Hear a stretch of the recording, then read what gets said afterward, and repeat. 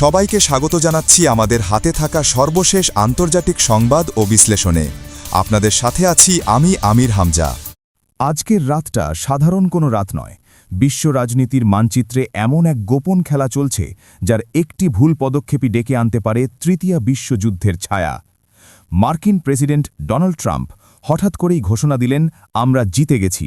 আর সেই জয়ের কেন্দ্রবিন্দুতে আছে ইরানের লুকানো 450 কেজি সমৃদ্ধ ইউরেনিয়াম। কিন্তু প্রশ্ন হচ্ছে, এই ইউরেনিয়াম আসলে কোথায়? সত্যিই কি ইরান নতজানু হয়েছে, নাকি পুরো বিশ্বকে ঘিরে তৈরি হয়েছে এক বিশাল ধোঁয়াশা, যেখানে সত্য আর প্রোপাগান্ডার সীমা মুছে যাচ্ছে? একদিকে ট্রাম্পের বিজয়ের দাবি, অন্যদিকে ইরানের সরাসরি অস্বীকার, আর এর মাঝখানে দাঁড়িয়ে পুরো বিশ্ব এক অজানা বিপদের দিকে ধীরে ধীরে এগিয়ে যাচ্ছে। প্রিয় দর্শক, আজকের এই রিপোর্টে আমরা উন্মোচন করব সেই গোপন কাহিনী, নিউক্লিয়ার ডাস্টের আসল রহস্য, ইরানের কৌশল এবং সেই লুকানো পরিকল্পনা যা বদলে দিতে পারে মধ্যপ্রাচ্যের শক্তির ভারসাম্য। আসসালামু আলাইকুম প্রিয় দর্শক, আজকের এই মুহূর্তে আমরা এমন এক অগ্নিগর্ভ, জটিল এবং বিশ্ব রাজনীতির ভবিষ্যৎ নির্ধারণ করতে পারে এমন এক বিস্ফোরক ইস্যু নিয়ে হাজির হয়েছি, যেখানে মুখোমুখি দাঁড়িয়ে আছে পরাশক্তি যুক্তরাষ্ট্র এবং মধ্যপ্রাচ্যের সবচেয়ে বিতর্কিত শক্তিগুলির একটি, ইরান। আর এই পুরো ঘটনা প্রবাহে আবারও আলোচনার কেন্দ্রে উঠে এসেছেন মার্কিন প্রেসিডেন্ট ডোনাল্ড ট্রাম্প, যিনি এক নাটকীয় দাবি করে বিশ্বকে চমকে দিয়েছেন। প্রিয় দর্শক, ডোনাল্ড ট্রাম্প ঘোষণা করেছেন তিনি নাকি জয় পেয়েছেন। তার ভাষায় ইরান নাকি সম্মত হয়েছে তাদের নিউক্লিয়ার ডাস্ট বা সমৃদ্ধ ইউরেনিয়াম ফেরত দিতে। এমনকি তিনি দাবি করেছেন এই ইউরেনিয়াম গভীর ভূগর্ভে লুকিয়ে রাখা হয়েছিল, যেটা খুঁজে বের করতে মার্কিন B-2 বোমারু বিমানের হামলাও হয়েছে। এবং এখন ইরান নাকি চুক্তির জন্য মরিয়া, তার কাছে নতজানু। তার ভাষায়, they are begging me for a deal. কিন্তু প্রিয় দর্শক, এখানেই শুরু হচ্ছে আসল নাটক, কারণ ইরান সরাসরি এই দাবি অস্বীকার করেছে। তারা বলছে এমন কোনো চুক্তি হয়নি, তারা কখনোই তাদের ইউরেনিয়াম ছেড়ে দেওয়ার প্রতিশ্রুতি দেয়নি, বরং তারা বলছে ইউরেনিয়াম সমৃদ্ধ করা তাদের অধিকার, এটি তাদের সার্বভৌম সিদ্ধান্ত। এখন প্রশ্ন হচ্ছে, এই নিউক্লিয়ার ডাস্ট আসলে কি? এখানে ট্রাম্প যে শব্দটি ব্যবহার করেছেন সেটি আসলে এনরিচড ইউরেনিয়াম, অর্থাৎ সমৃদ্ধ ইউরেনিয়াম। আর এই ইউরেনিয়ামই হচ্ছে পুরো সংঘাতের কেন্দ্রবিন্দু। বিশেষজ্ঞদের মতে প্রায় 450 কেজি সমৃদ্ধ ইউরেনিয়াম এখন এই খেলায় সবচেয়ে গুরুত্বপূর্ণ ফ্যাক্টর। কিন্তু সবচেয়ে বড় রহস্য, এই ইউরেনিয়াম কোথায়?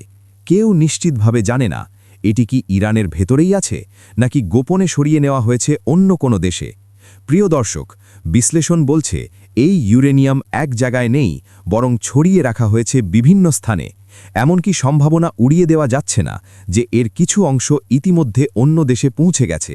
কেউ বলছে চীন, কেউ বলছে রাশিয়া, আবার কেউ সন্দেহ করছে ইরাকেও থাকতে পারে এই ইউরেনিয়ামের অংশ। এখানেই বিষয়টি আরও জটিল হয়ে যায়, কারণ ইরাকের ভেতরে এমন কিছু অঞ্চল আছে যেখানে ইরানের প্রভাব অত্যন্ত শক্তিশালী এবং সেখানে কাজ করে বিভিন্ন প্রক্সি গ্রুপ, যেমন কাতায়েব হিজবুল্লাহ। এই ধরনের সংগঠনগুলি ইরানের কৌশলগত হাতিয়ার হিসেবে কাজ করে। ফলে যদি ইউরেনিয়াম সত্যিই ছড়িয়ে রাখা হয়ে থাকে, তাহলে সেটি খুঁজে বের করা প্রায় অসম্ভব হয়ে দাঁড়ায়। এখন আসি মূল প্রশ্নে, ইরান আসলে কি চায়? ইরান স্পষ্ট করে বলছে তারা ইউরেনিয়াম সমৃদ্ধ করবেই, কারণ এটি তাদের অধিকার। তবে তারা আলোচনা করতে রাজি কত শতাংশ পর্যন্ত সমৃদ্ধ করা হবে সেই বিষয়টি নিয়ে। কারণ প্রিয় দর্শক, ইউরেনিয়াম সমৃদ্ধির মাত্রাই নির্ধারণ করে এটি বিদ্যুৎ উৎপাদনে ব্যবহার হবে নাকি পারমাণবিক অস্ত্রে।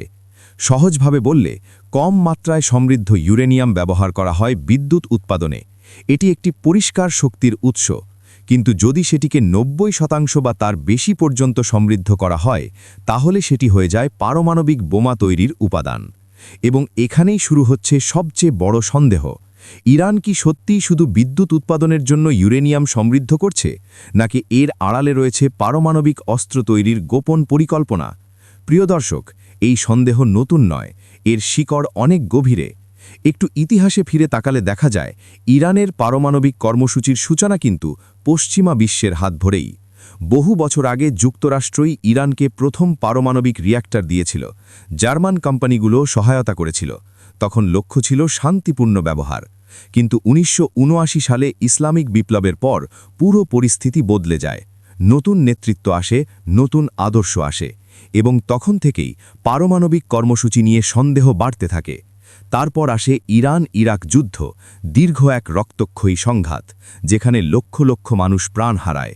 সেই যুদ্ধ ইরানকে একটি বিষয় স্পষ্টভাবে বুঝিয়ে দেয়, নিজেকে রক্ষা করতে হলে শক্তিশালী হতে হবে, এবং সেই শক্তির সবচেয়ে বড় প্রতীক পারমাণবিক অস্ত্র। তারপর আসে উপসাগরীয় যুদ্ধ, যেখানে যুক্তরাষ্ট্রের মারণশক্তি পুরো বিশ্বকে নতুনভাবে দেখায় একটা দেশ কতটা ধ্বংসাত্মক হতে পারে। এবং এখানেই ইরান বুঝে যায় তাদেরও এমন একটি প্রতিরোধ ক্ষমতা দরকার যা শত্রুকে থামিয়ে দিতে পারে। এরপরই শুরু হয় গোপন পরিকল্পনা, অ্যামাড প্ল্যান। এই পরিকল্পনার মূল কৌশল ছিল ডুয়াল ইউজ টেকনোলজি, অর্থাৎ একই প্রযুক্তিকে দুইভাবে ব্যবহার করা। একদিকে বিশ্বকে দেখানো আমরা শান্তিপূর্ণ উদ্দেশ্যে কাজ করছি, অন্যদিকে গোপনে এগিয়ে নেওয়া পারমাণবিক অস্ত্র তৈরির প্রস্তুতি। নাতাঞ্জ, ফোর্ডো, ইস্ফাহান, এই নামগুলো তখন থেকেই আন্তর্জাতিক আলোচনায় উঠে আসে। ভূগর্ভস্থ স্থাপনাগুলিতে চলতে থাকে ইউরেনিয়াম সমৃদ্ধির কাজ। একদিকে আলোচনা, অন্যদিকে বাস্তবতা পুরো ভিন্ন। প্রিয় দর্শক, এখানেই মূল খেলা। বিশ্লেষকরা বলছেন, যদি এমন কোনো চুক্তি হয় যেখানে ইরানকে সীমিত মাত্রায় ইউরেনিয়াম সমৃদ্ধ করার অনুমতি দেওয়া হয়, তাহলে সেটি হবে একটি কৌশলগত ভুল, কারণ এতে ইরান তাদের সক্ষমতা ধরে রাখতে পারবে এবং সুযোগ পেলেই আবার সেই গোপন কর্মসূচি চালু করতে পারবে। এবং ইরান নিজেও বিশ্বাস করে, যদি তাদের কাছে পারমাণবিক অস্ত্র থাকত, তাহলে কেউ এত সহজে তাদের ওপর হামলা চালাতে পারত না, না যুক্তরাষ্ট্র, না ইসরায়েল। এখন প্রশ্ন, এই পরিস্থিতির শেষ কোথায়? বিশেষজ্ঞরা বলছেন, এটি একটা নেভার এন্ডিং সাইকেল। যদি ইরানের সম্পূর্ণ সমৃদ্ধি ক্ষমতা বন্ধ না করা হয়, তাহলে তারা বারবার ফিরে আসবে, আবার গোপনে কাজ শুরু করবে, আবার নতুন করে উত্তেজনা তৈরি হবে। এবং সবচেয়ে বড় আশঙ্কা, যদি বর্তমান ইরানি শাসন ব্যবস্থা টিকে যায়, তাহলে ভবিষ্যতে তারা আরও শক্তিশালী, আরও আক্রমণাত্মক হতে পারে। প্রিয় দর্শক, মধ্যপ্রাচ্য ইতিমধ্যে অগ্নিগর্ভ। একের পর এক হামলা, প্রত্যাহামলা, উত্তেজনা ছড়িয়ে পড়ছে পুরো অঞ্চলে। এখন ভাবুন, এই পরিস্থিতিতে যদি একটি পারমাণবিক শক্তি যুক্ত হয়, তাহলে কি হতে পারে? এটি শুধু একটি দেশের প্রশ্ন নয়, এটি পুরো বিশ্বের নিরাপত্তার প্রশ্ন। এবং এখানেই উঠে আসে আরেকটি বিতর্কিত দৃষ্টিভঙ্গি। কিছু বিশ্লেষক মনে করেন, ইসরায়েল এই বিষয়টি সবচেয়ে পরিষ্কারভাবে বোঝে। তারা মনে করে, ইরানকে থামাতে হলে এখনই কঠোর পদক্ষেপ নিতে হবে, না হলে পরে অনেক দেরি হয়ে যাবে। তবে প্রিয় দর্শক, এখানে মতভেদ রয়েছে। কেউ কেউ বলছেন সংলাপই একমাত্র পথ, আবার কেউ বলছেন শক্তি প্রয়োগ ছাড়া বিকল্প নেই। এই মুহূর্তে বিশ্ব দাঁড়িয়ে আছে এক অনিশ্চিত মোড়ে, একদিকে কূটনীতি, অন্যদিকে যুদ্ধের আশঙ্কা। ডোনাল্ড ট্রাম্পের দাবি, ইরানের অস্বীকার, গোপন ইউরেনিয়ামের রহস্য, অ্যামাড প্ল্যানের ছায়া, সব মিলিয়ে পরিস্থিতি ক্রমেই জটিল হচ্ছে। শেষ পর্যন্ত কি হবে, চুক্তি নাকি সংঘাত? প্রিয় দর্শক, আমরা এই ঘটনা প্রবাহের প্রতিটি আপডেট আপনাদের সামনে তুলে ধরতে থাকব, কারণ এই গল্প এখানেই শেষ নয়, বরং এটি এখনো শুরু। আজকের মতো এখানেই শেষ করছি। আল্লাহ হাফেজ।